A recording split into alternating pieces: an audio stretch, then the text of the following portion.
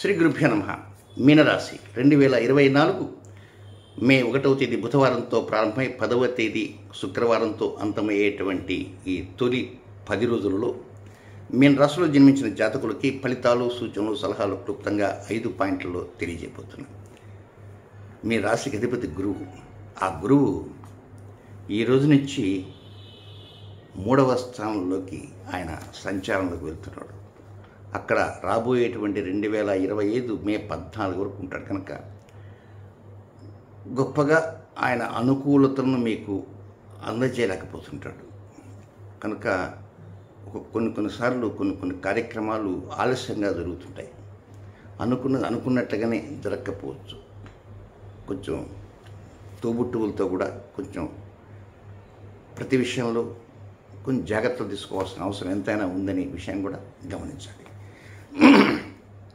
ఇక మొదటి పాయింట్కి వస్తే 1వ తేదీ ఉదయం నుంచి 2వ తేదీ మధ్యాహ్నం 2:32 వరకు ఉన్న సమయం అంతా కూడా దాదాపుగా 60% వరకు అనుకూలంగా ఉండి లబ్ధి బాగా వచ్చే విధంగా లాభస్థానం డెవలప్ అయ్యడానికి అవకాశాలన్నీ కూడా వస్తుంటాయి.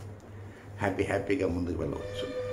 ఇక రెండవ పాయింట్ ఏంటంటే 2వ తేదీ మధ్యాహ్నం 2:32 నుంచి 4వ తేదీ సాయంత్రం 4:38 వరకు ఉన్న సమయం అంతా కూడా ఇది వృధాగా సమయం ఖర్చు అయిపోతుంటుంది, డబ్బు ఖర్చు అయిపోతుంటుంది. అనుకున్న పనులు ఒక్కోసారి సడన్గా బ్రేక్స్ పడిన కారణంగా ఏం చేయాలనో తెలియనటువంటి రీతిలో ఉంటుంటుంది.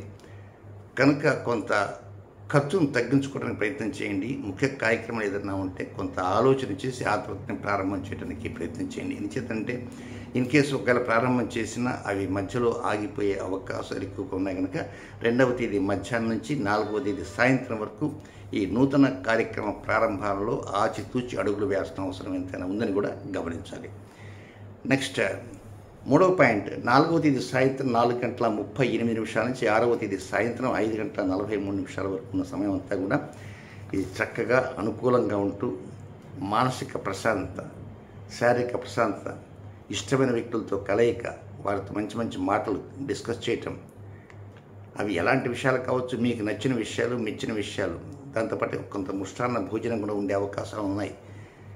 ఏదైనా 4వ తేదీ సాయంత్రం నుంచి 6వ తేదీ సాయంత్రం వరకు దాదాపు 48 గంటల పాటు మీకు మీ యొక్క స్థితిగతుల్లో మంచి మార్పులు వచ్చి అనుకూల మార్పులు వచ్చే అవకాశాలు ఉన్నాయని మాత్రం చెప్పక తప్పదు. ఈ సమయంలో మీరు తీసుకునేటువంటి నిర్ణయాలు కూడా మీకు బాగా అనుకూలంగా ఉంటాయి. ఎవరైనా కొన్ని ముఖ్య రహస్య సమాచారం ఏదైనా వస్తే ఆ రహస్య సమాచారాన్ని మీరు తెలుసుకున్న తడవుగా వెంటనే ఇతరులకు చెప్పడానికి మాత్రం ప్రయత్నించవద్దు. ఇక నెక్స్ట్ 4వ పాయింట్ 6వ తేదీ సాయంత్రం 6:43 నుంచి 8వ తేదీ రాత్రి 7:07 వరకు ఉన్నటువంటి సమయాన్ని గమనిస్తే ఇది డబ్బు విషయంలో జాగ్రత్తలు తీసుకోలేకపోతారు. అనవసరం ఖర్చు పెరిగే అవకాశం ఉంది. షేర్ మార్కెట్ మీద ఉండేటువంటి అలవాటు ఉండేటువంటి వారు మాత్రం జాగ్రత్తగా ఉండాలి. ఒక్కోసారి ఎదుటివారిని మీరు ఎలా పడితే అలా మాట్లాడిన కారణంగా క్షమాపణలు చెప్పాల్సిన పరిస్థితులు ఏర్పడుతుంది. క్షమాపణలు చెప్పటమే కాకుండా కొంత ఆర్థికంగా కూడా కొంత ఖర్చు అయ్యే అవకాశాలు ఉంటుంది. కొంచెం ఆర్థికంగా అక్కడ కొంత అది క్రైసిస్ లాగా ఏర్పడుతుంది. ఆర్థిక సమస్య ఏర్పడే అవకాశాలు ఉంటాయి.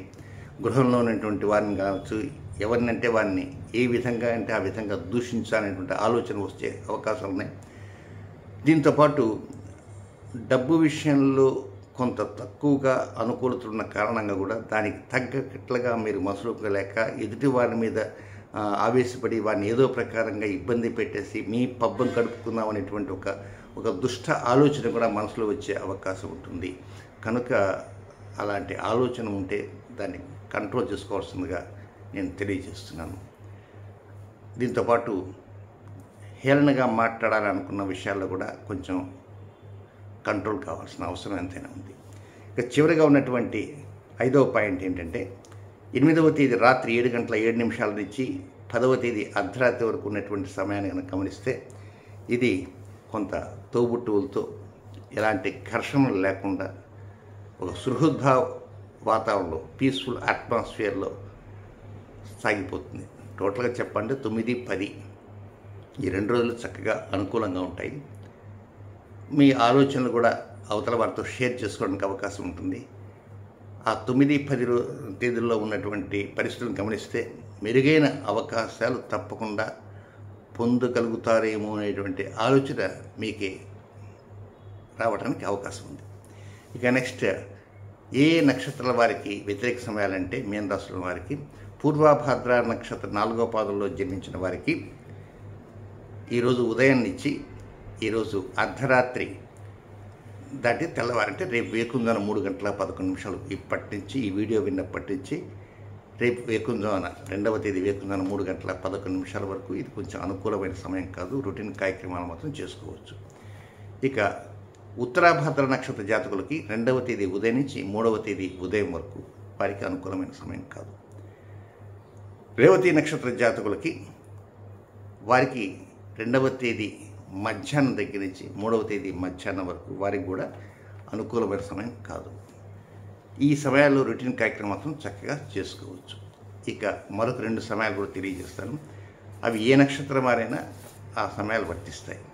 అవి ఏమిటంటే, మొదటిది 3వ తేదీ మధ్యాహ్నం 12:40 నుంచి 3వ తేదీ రాత్రి 11:24 వరకు, తిరిగి 2వ సమయం 6వ తేదీ మధ్యాహ్నం 2:40 నుంచి 6వ తేదీ రాత్రి 1:09 వరకు. ఇది కూడా అనుకూలమైన సమయం కాదు.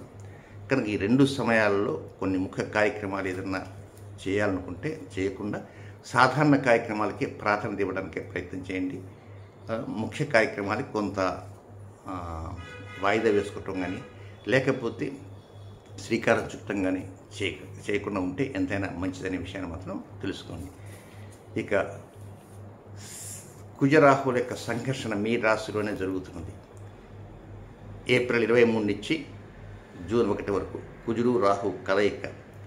దీని ప్రభావం అనేది కొంత మానసిక శారీరక సంఘర్షణ మీద ఎక్కువగా ఉంటుంది. ఈ మే నెలలో 18, 19 తారీఖుల్లో దీని యొక్క తీవ్రత ఎక్కువగా ఉంటుంది కనుక ఆయా రోజుల్లో ఎదుటివారితో మాట్లాడినా మీ పనుల్లో కొంచెం వ్యతిరేకతలు రాకుండా జాగ్రత్త పడాల్సిన అవసరం ఉంది. ఇది ఏమైనప్పటికీ కుజరాహుల యొక్క ఘర్షణ ప్రపంచవ్యాప్తంగా రాజకీయాల మీద, దేశ నాయకుల మీద వాటిపైన ఎక్కువగా ఉంటుంటుంది. మరి కుజరాహుల యొక్క సంఘర్షణ 18, 19 తారీఖులో ఏం కాబోతుంది అనే ఒక వీడియోని కూడా అందించబోతున్నాను. అది చూడటానికి ప్రయత్నం చేయండి. ఇన్ కేస్ మీరు కనుక రాజకీయ రంగంలో ఉన్నవారైతే కొంచెం రాజకీయాల్లో దీని ప్రభావం ఎక్కువగా ఉంటుంది కనుక కొంచెం జాగ్రత్తగా ఉండటానికి ప్రయత్నం చేయాలి. శుభం.